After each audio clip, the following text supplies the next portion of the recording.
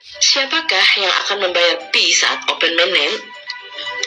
Untuk memudahkan pemahaman, saya coba jelaskan dari yang ada di negara kita yang berdasar pada ilmu ekonomi. Sebagai contoh, pemerintahan kita menentukan harga dasar gabah melalui bulog. Harga gabah bila dibiarkan murni dilepas di pasar, waktu panen raya harganya akan sangat rendah dan petani sangat merugi. Gak nyucuk dengan modal yang harus dikeluarkan. Yang untung banyak tentu tengkulak, karena harga pasar adalah P atau price ditentukan oleh supply atau jumlah yang ditawarkan dan demand atau jumlah permintaan. Jadi S dan D ini yang menentukan P atau harga di pasar bebas. Nah, Bulog mendapat tugas untuk mengatasi masalah harga ini untuk melindungi petani supaya nggak rugi.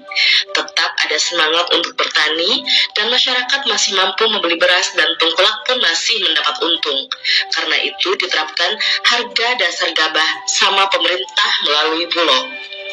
Setelah ada ketentuan harga, terus siapa yang membeli gabah? Bulog di sini selain mendapat tugas untuk menentukan harga, juga bertindak sebagai utilitas yang disiapkan oleh pemerintah untuk membeli gabah dari petani sesuai dengan harga yang ditetapkan. Orang lain selain Bulog seperti tengkulak atau perseorangan bisa nggak kalau pengen beli gabah? Tentu bisa, asal sesuai dengan harga yang ditetapkan oleh pemerintah melalui Bulog itu. Kalau nggak mau ya tentu Bulog yang akan membeli. Tentu tengkulak kalau nggak mengikuti aturan malah rugi sendiri karena akan kehilangan usahanya menyediakan beras misalnya. Padahal pelanggannya sudah banyak. Jadi dalam hal ini, pembeli gabah dengan harga dasar gabah yang telah ditetapkan tersebut tentu Bulog yang utama sebagai utilitas yang disiapkan oleh pemerintah. Pengusaha penjual beras juga orang-orang yang mau beli gabah dengan harga yang sudah ditetapkan tersebut. Sehingga harga dasar tercapai, petani masih untung dan masih bersemangat untuk bertani. Pengusaha yang bisnis beras masih untung dan masih terjangkau pula harganya untuk bisa dibeli berasnya oleh masyarakat atau konsumen. Bagaimana dengan koin Pi yang akan ditentukan harganya oleh Kortim saat open mainnet? Bisakah berharga mahal dan siapakah yang akan membelinya? Saya kira dari gambaran di atas sudah bisa sedikit difahami siapa pembeli koin Pi dan bisakah ditetapkan dengan harga mahal. Kortim atau pihak Pi Network akan menentukan harga awal untuk koin Pi yang bertindak seperti pemerintah. Tapi Kortim menyediakan utilitas di awal nggak hanya satu seperti hanya Bulog itu. Kortim menyediakan banyak utilitas di ekosistemnya yang bisa bersifat sebagai pembeli koin Pi dengan cara barter dengan barang atau jasa, juga dengan cara tukar dengan uang fiat atau kripto yang lain. Selain itu juga, Kortim tentu juga punya sponsor dan pendukung keuangan untuk modal bila harus membeli koin Pi. Sebagai gambaran, Elon Musk sudah mengucurkan dana untuk beli Pi 1,5 triliun dolar. Selain itu, Amazon juga marketplace lain sudah siap dengan harga tersebut. Exchanger yang sudah siap beli koin Pi dan berada di ekologi Pi juga sudah ada. Juga utilitas yang lain seperti P2Go dan lain-lain, mereka di open mainnet sudah siap serempak semua terima transaksi dengan koin Pi sesuai dengan harga yang ditetapkan Kortim saat open mainnet. Kalau ada yang jual lagi Pi-nya, tentu Kortim sudah siap dengan mengucurkan modalnya. Tapi dengan bertambahnya waktu, maka utilitas Pi juga akan semakin berkembang dan semakin banyak. Bank Dunia juga sudah berencana untuk menjadikan koin Pi sebagai uang digital global dunia. Maka mau nggak mau, bank-bank di berbagai negara pun harus siap untuk terima uang Pi dan membeli koin Pi.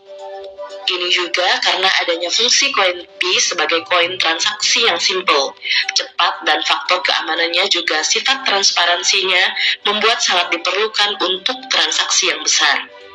Ingatkah beberapa koin seperti Bitcoin kadang juga untuk transaksi, tapi untuk jangka panjang, nggak aman dan nggak layak.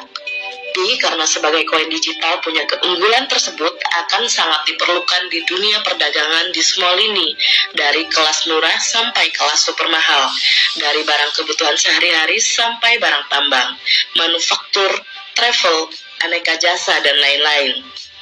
Dengan adanya ekologi yang berfungsi sebagai utilitas, maka core team sudah mempersiapkan dan akan lebih memudahkan bagi pengguna Pi untuk mempergunakannya. Lebih lanjut, dia menjelaskan, dengan fungsinya yang nanti sebagai koin digital global yang diperlukan untuk berbagai transaksi dan dengan keterbatasan jumlah koin Pi dan kelangkaannya, maka mau nggak mau dituntut harga Pi harus mahal. Selain itu, bila koin Pi berharga murah, begitu open mainnet, para pemodal besar akan memborong koin Pi dan akan dijual kembali ke Pi, maka Pi malah akan gulung tikar sebentar saja, begitu habis open mainnet. Tapi kalau berharga mahal, maka orang-orang yang sangat kaya yang akan mampu beli juga mereka yang mau menggunakan koin Pi untuk barter dan digunakan untuk transaksi yang berlangsung lama. Jadi, koin Pi berharga mahal ini sangat diperlukan dan malah menjadi tuntutan karena fungsinya sebagai koin digital global dunia dan untuk keberlangsungan perusahaan Pi untuk bisa tetap eksis dan jaya, dan tentunya untuk kesejahteraan masyarakat dunia, khususnya pioners Pi juga, insya Allah. Jadi siapa yang akan bayar Pi? Sudah terjawab. Juga, benarkah koin Pi akan berharga mahal? Sudah terjawab juga. Kita doakan saja semuanya bisa berjalan lancar, sukses dan bawa berkah dan kesuksesan bagi kita semua. Amin. Itulah guys, pembahasan tentang siapakah yang akan membayar Pi saat open mainnet yang kami dapatkan dari sumber anonim dari grup WhatsApp. Bagaimana pendapat kalian? Silakan komen di kolom komentar. Kita bertemu lagi di lain kesempatan. See you on the next video. And bye-bye.